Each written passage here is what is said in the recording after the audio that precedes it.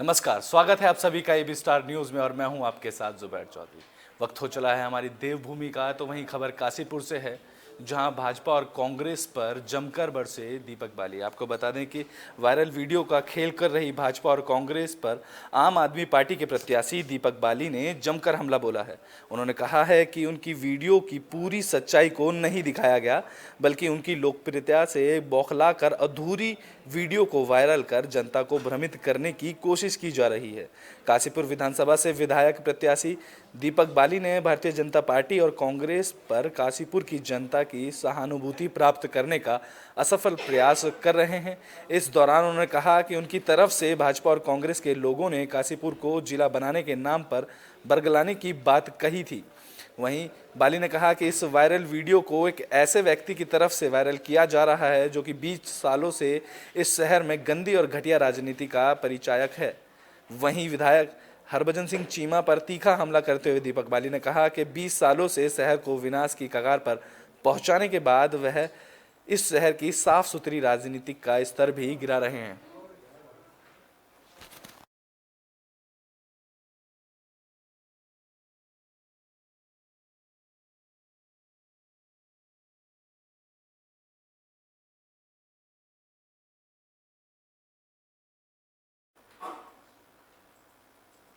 खबर काशीपुर से है, जहां भाजपा पार्टी में बगावत के सुर दिखाई दे रहे हैं। आपको बता दें कि टिकट बंटवारे को लेकर ये घमासान मची हुई है। भाजपा के कमल पर बगावत के कांटे रायशुमारी के बाद भी नहीं हटे।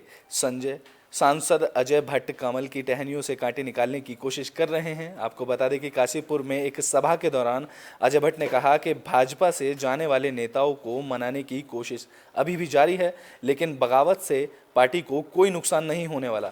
वहीं परिवारवाद पर अजय भट्ट ने कहा कि कई बार पार्टी की मजबूरी भी हो जाती है।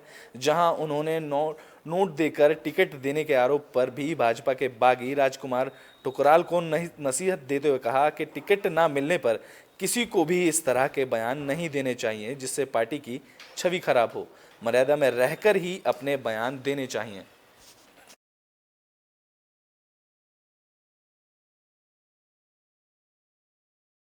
सारी स्थितियां सामान्य हैं और हम काशीपुर की सीट तो अच्छे मतों से जीते रहे हैं। उत्तराखंड में हम भारी बहुमत से आके पुनः सरकार बना के सेवा करने जा रहे हैं।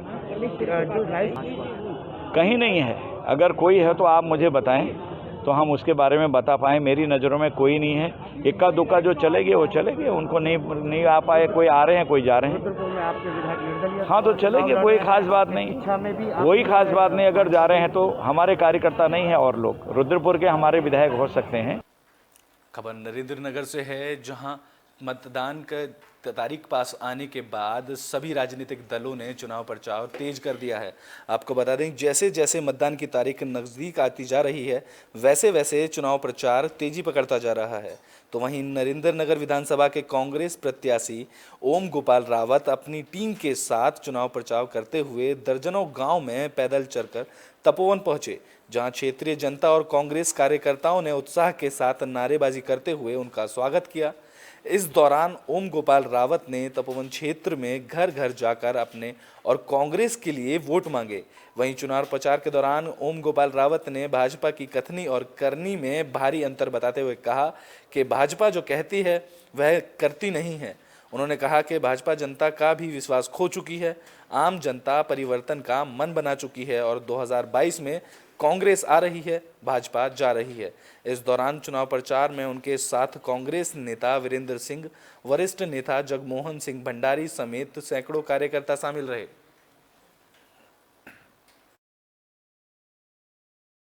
नरेंद्र नगर विधानसभा एक ऐसी विधानसभा है जिसके अंतर्गत जो है वर्ल्ड लेवल के ऐसे डेस्टिनेशंस हैं जो धार्मिक पर्यटन, साहसिक पर्यटन, प्राकृतिक पर्यटन, सबसे बड़ी तो यहाँ पर ये जो हमारी पहचान है और इस पहचान को बीजेपी सरकार ने जो है अपने 10 वर्षों के कार्यकाल में लुप्त करने का काम किया है।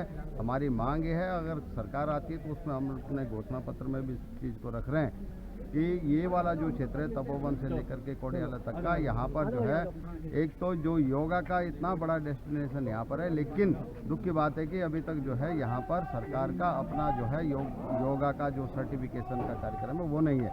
मैं तो हम ये चाहते हैं कि यहाँ पर योगा का जो भी सर्टिफिकेट यहाँ से दिया जाए वो हमारी सरकार का हो, उत्तराखंड का हो। और दूसरा, साहसिक पर्यटन की इतनी गतिविधियाँ यहाँ पर हैं जिसके लिए बहुत ज़रूरी है कि यहाँ पर एक ऐसा साहसिक पर्यटन का एक संस्थान खोला जाए जिसमें यहाँ पर हमारा नौजवान पर्यटन, साहसिक पर्यटन के क्षेत्र में अच्छी ट्रेनिंग ले सके और देश विदेश के जो लोग यहाँ पर आते हैं उनको इस मामले में खबर रुड़की से है, जहां कांग्रेस ने तीसरी बार फुरकान अहमद को अपना प्रत्याशी बनाया है। आपको बता दें कि रुड़की की पिरान कलियर विधानसभा में आज तक भारतीय जनता पार्टी अपनी जीत हासिल नहीं कर पाई, तो वहीं कांग्रेस की सिटिंग विधायक फुरकान अहमद तीसरी बार यहां से चुनावी मैदान में हैं। अब देखने वाली बात ये होगी कि क्या बीजेपी अपना खाता यहां से खोल पाती है या फिर फुरकान अहमद इस सीट पर हैट्रिक लगाते हैं, क्योंकि चुनाव में अब मात्र 14 दिन का समय रह गया है और राजनीतिक पार्टियां जोरों शोरों से चुनाव प्रचार में लगी हुई हैं। आपको बता दें कि बीजेपी के राज्यसभा सांसद नरेश बंसल कलियर विधानसभा में पहुंचे, जहां उन्होंने बीजेपी प्रत्याशी मुनीष सैनी के पक्ष में लोगों से वोट करने की अपील की। इस दौरान उन्होंने कहा कि कोई भी कार्यकर्ता नाराज नहीं है और बीजेपी का 60 पार नारा सफल होगा। वहीं कलियर विधानसभा सीट पर इस बार बीजेपी और कांग्रेस के बीच मुकाबला माना जा रहा है। नाराज भारतीय जनता पार्टी में कोई नहीं है, सब अनुशासित कार्यकर्ता हैं, सब राष्ट्र के लिए काम करते हैं, सेवा से संगठन करते हैं, सेवा की राजनीति करते हैं, स्वार्थ की राजनीति नहीं करते हैं। इसलिए सब कार्यकर्ताओं में आप देख रहे हैं, जब से मैं आया हूं इतना उत्साह है, इतने उत्साह से लवरेज हैं कि इस बार इस सीट को भारतीय जनता पार्टी के कार्यकर्ताओं ने तय कर लिया है कि इस सीट को जीतेंगे। रुड़की में किस तरीके जो बागी नितिन शर्मा जी उनको मनाने की कोशिश नहीं हो रही, वो लगातार चुनाव। देखिए, भारतीय जनता पार्टी का कोई बागी नहीं। खबर लाल कुआं से है, जहां भाजपा के कई पदाधिकारियों ने अपना इस्तीफा दिया है। आपको बता दें कि भारतीय जनता पार्टी की नीतियों से परेशान और टिकट बंटवारे में धांधली का आरोप लगाते हुए भाजपा के कई पदाधिकारियों ने अपना दायित्व सहित पार्टी से इस्तीफा दे दिया है। यहां भारतीय जनता पार्टी अनुसूचित मोर्चा मंडल अध्यक्ष मनोज मौर्य के आवास पर हुई बैठक में निर्णय लिया गया कि भाजपा की नीतियों और टिकट बंटवारे का तरीका सही नहीं है, जिसके बाद सभी पदाधिकारी अपने दायित्व और संगठन से इस्तीफा दे रहे हैं। इस दौरान अनुसूचित मोर्चा के अध्यक्ष सहित तमाम पदाधिकारियों ने अपने दायित्व और पार्टी से इस्तीफा दे दिया। वहीं भाजपा छोड़ने वाले पदाधिकारियों ने कहा कि वह जल्द ही बैठक कर तय करेंगे कि विधानसभा चुनाव में किसका समर्थन किया जाएगा। जहां अल्पसंख्यक मोर्चा के पदाधिकारियों ने पवन चौहान को समर्थन देने की बात कही है।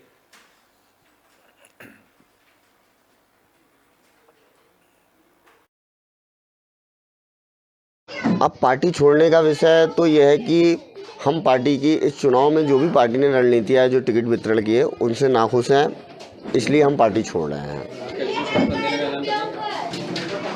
हाँ, समर्थन देंगे, लेकिन अभी तो हमने इस्तीफा दिया है, शाम को बैठ के तय करेंगे, ठीक है। और जब लोकल के हैं तो लोकल के ही व्यक्ति को समर्थन देंगे। ऐसी क्या वजह है जो समझ में नहीं आया आप लोगों ने जो टिकट दिया है?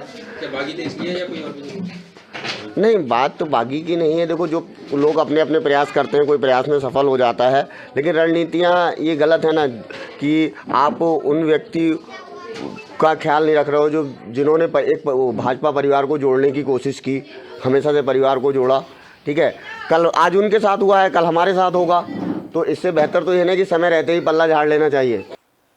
खबर बाजपुर से है, जहां भाजपा के बागी प्रत्याशी ने यशपाल आर्य ने अब कांग्रेस का हाथ थाम लिया है। आपको बता दें कि राजनीति का खेल गजब का है। जो कल तक कैबिनेट मंत्री के रूप में भाजपा सरकार में सरकार की उपलब्धियां गिनवा रहे थे, वही आज चुनाव में अपने स्वार्थ के चलते कांग्रेस में घर वापसी करने के बाद भाजपा का सफाया करने की बात कर रहे हैं, जिसके चलते बाजपुर में कांग्रेस प्रत्याशी यशपाल आर्य ने चुनावी जनसभा आयोजित की। इस दौरान उन्होंने क्षेत्र के लोगों से कांग्रेस के पक्ष में मतदान करने की अपील की। बता दें कि भाजपा से कांग्रेस में घर वापसी करने के बाद कांग्रेस पार्टी ने यशपाल आर्य को बाजपुर विधानसभा से प्रत्याशी के रूप में मैदान में उतारा है। कांग्रेस से टिकट मिलने के बाद यशपाल आर्य की तरफ से लगातार जनसंपर्क और जनसभाएं आयोजित की जा रही हैं।